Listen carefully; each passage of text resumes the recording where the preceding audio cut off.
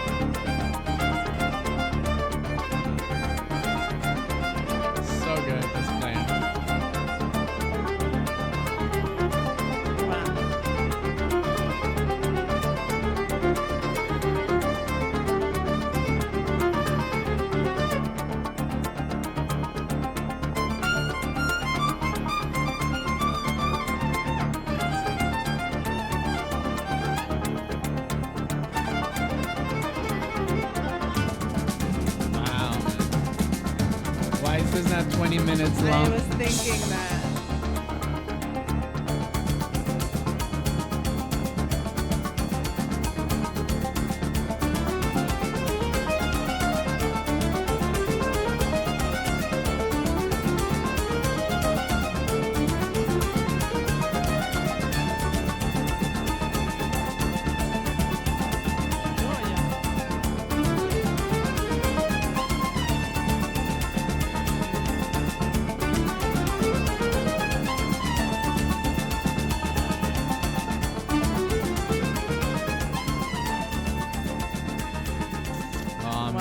Just a little like teaser.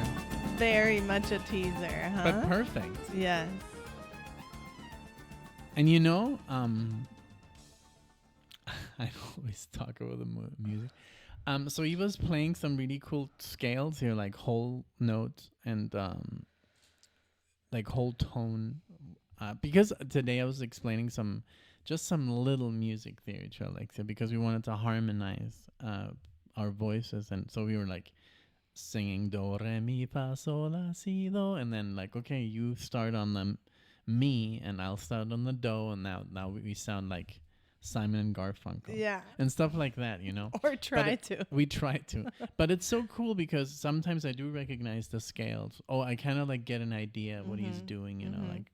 But it was really nice, the whole like techie kind of like sequencer. Yes, that's what I was gonna say. Was that a sequencer? Yes, and that's also you also picked that up. I think when we did Dark Side, that Right. and so yeah, a lot of people were doing that and still do it, and I think it still works. Yeah. You know. Yeah. And he did sound a little bit like Holsworth. I'm sure that Jean-Luc Ponty got inspired by just the scale work, you know, Alan Holdsworth, because he was so out there. Yes. And I'm sure he was like, well, I should try that, you know. And then I think Jean-Luc Ponty has always had that kind of like Zappa ideology in his head from working with Frank Zappa. And Frank Zappa has always said Holdsworth is the most interesting guy. Remember? Yeah. I think he's so right. Also, how did you like the song? Like musically, was it too out there? No. Did you like the whole because you're now so used to the sound? No. Yeah. How Yeah, did yeah, you yeah. like it? I liked it. I liked it very much. So that was Final Truth Part 2. I can only imagine what Part 1 was like and the rest of the album. I really liked it. I did like that. We didn't even say the title, I Mystical know. Adventures. We just jumped in. No, I said the title of the album, Yeah? but not the title of the song. It's okay. Don't worry. But yeah, I did enjoy that kind of electronic vibe. And then I just love the way that he makes a violin sound like it belongs in jazz fusion. You know, where it's such a weird instrument to take out of classical music, just because I think we're all so accustomed to hearing it in that setting that when you take it out, you know, just as Kansas did with prog rock, this just feels so like, but he makes it sound like it was meant to be there, you know, which is really cool. I wanted to see really quickly here. Can we Yeah. look for the album that we're gonna do right now, the Dixie Dregs, because I think it's gonna have one of the also all-time greats guitar players. Let's see. So it has Steve Morse. Nice. There's okay. a really cool picture on Google, and I think there's just one picture of Steve Morse and Holdsworth together, and Morse is looking at him like, "What are you doing?" I you like know? that. That's cool. Yeah, there's so many cool stories. Like when he passed away, that even like the guy from Mahavishnu Orchestra, you know his name? No, He played with I can look it up though. Al Di Meola and and Paco de Lucia. McLaughlin. Oh, John okay. McLaughlin. Okay. Didn't they say it's McLaughlin? McLaughlin. I don't know. Some people Yeah, it's like pronounce it like that. bro, and some like people wherever don't, you're from, so it's gonna just sound weird. different. But yeah, it was so even McLaughlin said like, "Hey, if I knew what you were doing, I would steal it." He told Holdsworth, and Holdsworth was like, "Well, I don't even know what I'm doing. Yeah, I'm just he literally playing." did not. I love it. It's Yeah. so good. It makes him so much more epic that he had his own system, his own musical theory, Yeah, and he was just passionate about music. in his own way. Yeah. You know.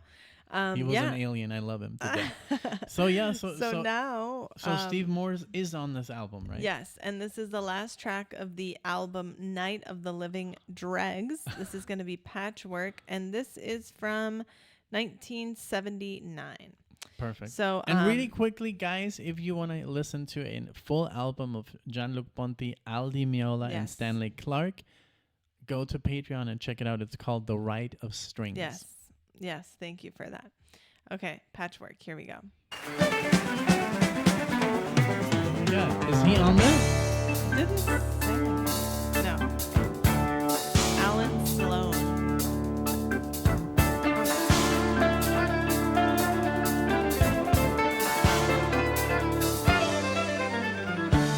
Beautiful.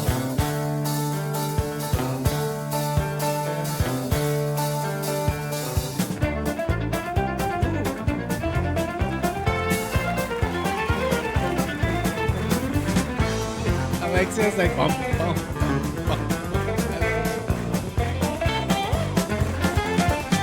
Wow, they're like talking to each other.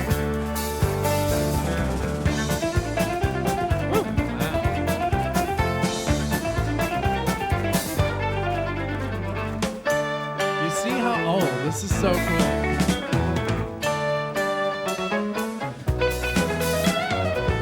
Look, I mean, the violin, like lock it in, but then lock in Steve Morse.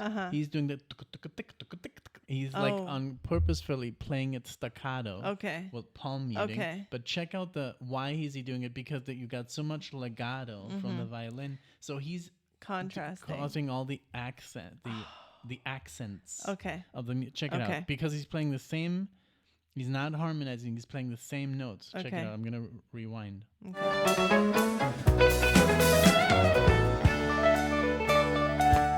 hear? Yeah, you're right. It could get lost.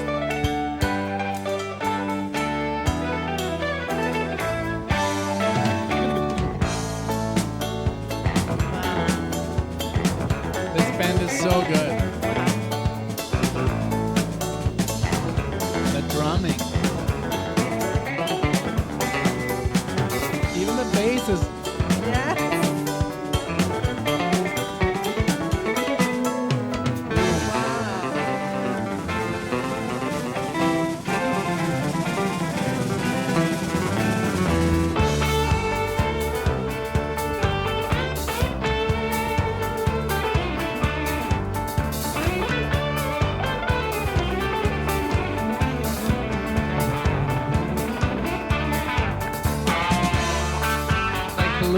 Bluegrass, right?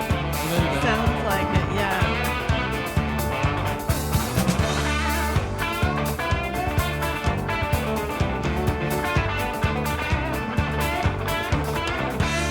Is this live? The first 4 were recorded live. This one, no. My God is playing.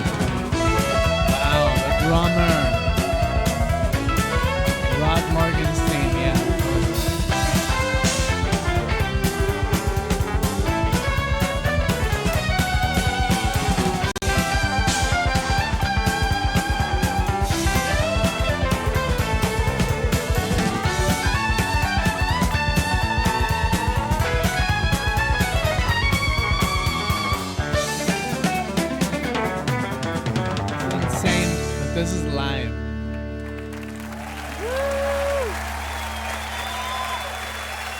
Yeah. Wow. So good.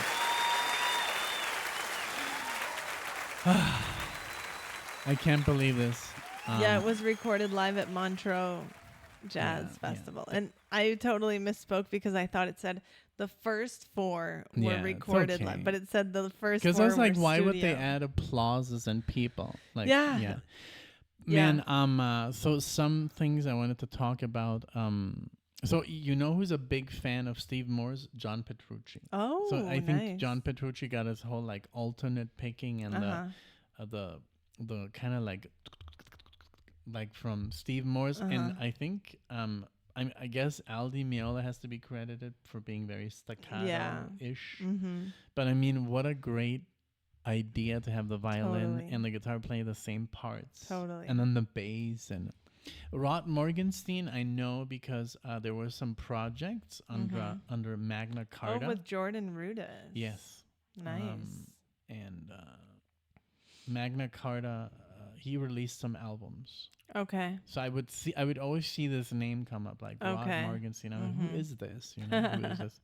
So that's who he is. That's cool. I thought it was a great track. I loved how the guitar and the violin were constantly communicating with each other. It was like they were talking. Yeah, and I really like a little chat.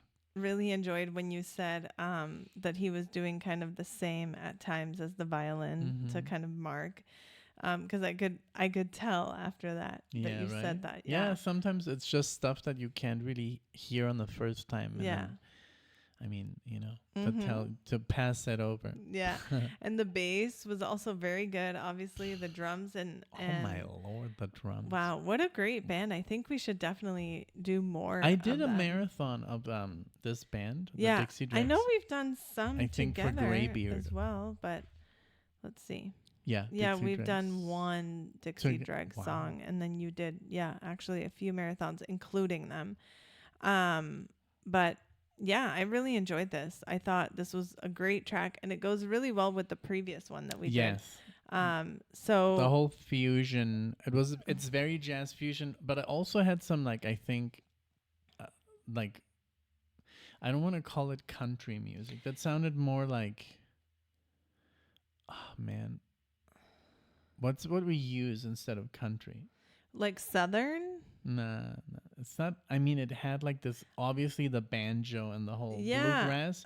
I think bluegrass. Where does bluegrass come from? Can we look that up? Because I think it's from the South, and that's that. And I don't want to call it country because country music is country music. Right. Country singers. In the Appalachian, Kentucky-born. Yeah.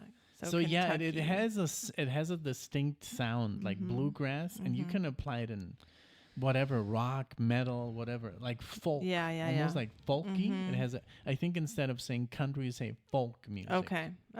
You know, which is the same in German. Like Folkmusik is like the music that you hear that like everybody hears. The folk is the people, right? Right. So like pop music is essentially like folk music, but folk is also a genre of music, which is very like the Irish play their like the bagpipes, and the Celtic stuff, So it sounded just very like, I think it sounded like bluegrass, which is great. Could definitely have some of that, but you guys let us know whatever you know we're getting wrong. We're just like, fill us in on the blanks. We're not as specialist or anything. So now we're gonna end it with Spyro Gyra. The track is Starburst from Morning Dance album 1979. I love that this is all like early 70s, late 70s, early 80s. Yes, me too. Let's go. Okay. Thank you, John.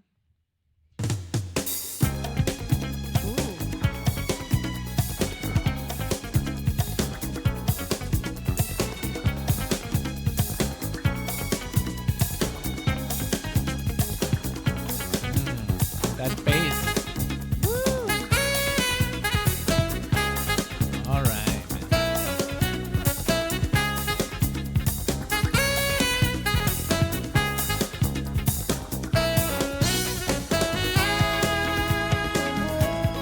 Ooh, very accessible jazz. Yeah. Very.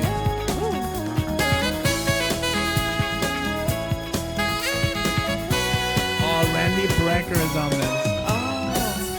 Brecker is on the sax.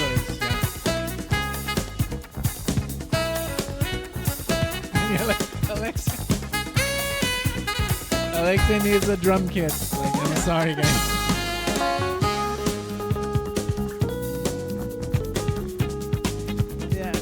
Fender Rhodes here.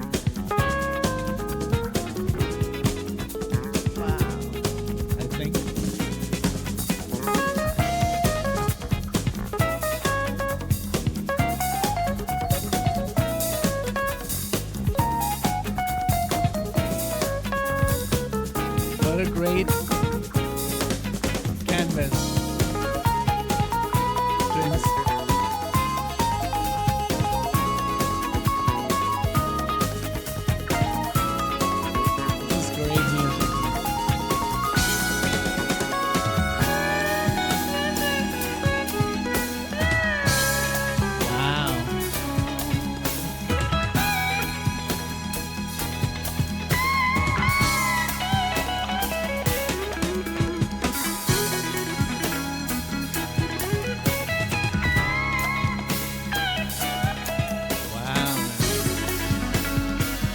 Propia.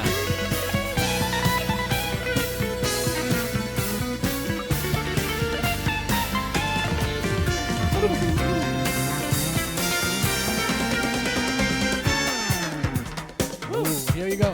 Go, go, go. She's live. And the drummer. Oh yeah, because I was like, there's No, it's the two. drummer and Yeah. ooh, here we go. Dentro del Latino. There is Santana, huh?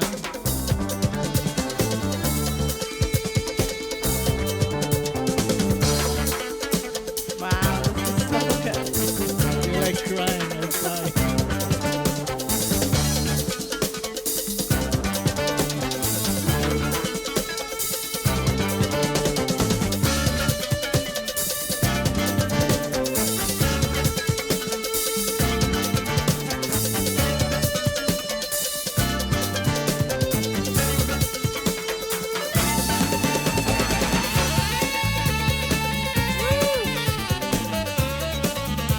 Michael.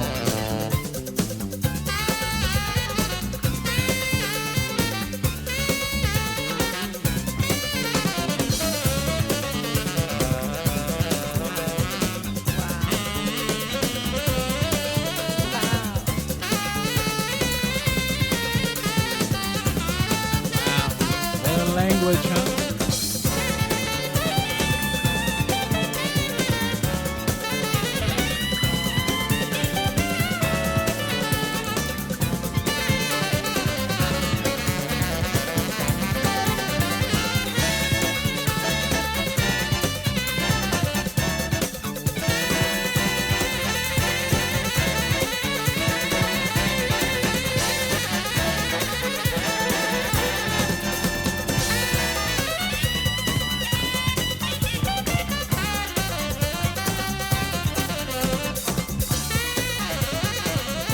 Wow.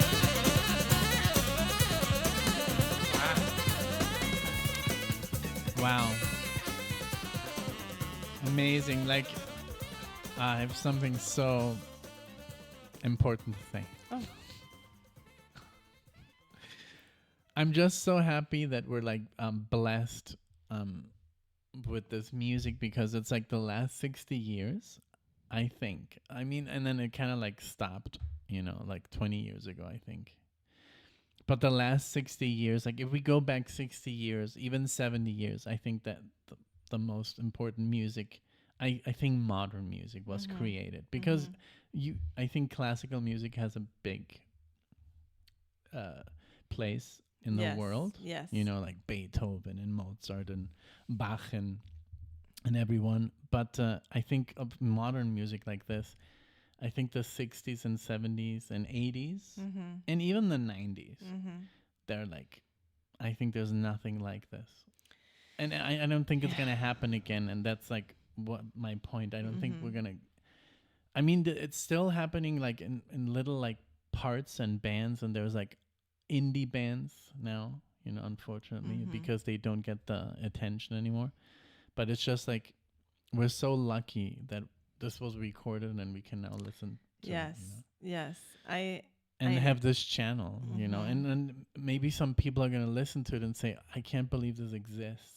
And they're going to be fans, you know? So that's why it doesn't get like lost. No, and that's what it's all about is sharing music, because even though this music is from 79, and it happens with other videos of ours from music of that time where people are like, oh my gosh, I can't believe I never heard this band. I can't believe I've never heard of them. Or, oh, I heard of them, but I never gave them a chance. Thanks.